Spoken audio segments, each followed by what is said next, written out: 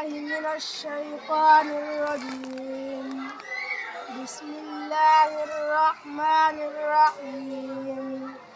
وقالت اليهود ليست النصارى على شيء وقالت النصارى ليست اليهود على شيء وهم يتلون الكتاب كذلك قال الذين لا يعلمون مثل قولهم والله يحكم بينهم يوم القيامة فيما كانوا فيه يختلفون.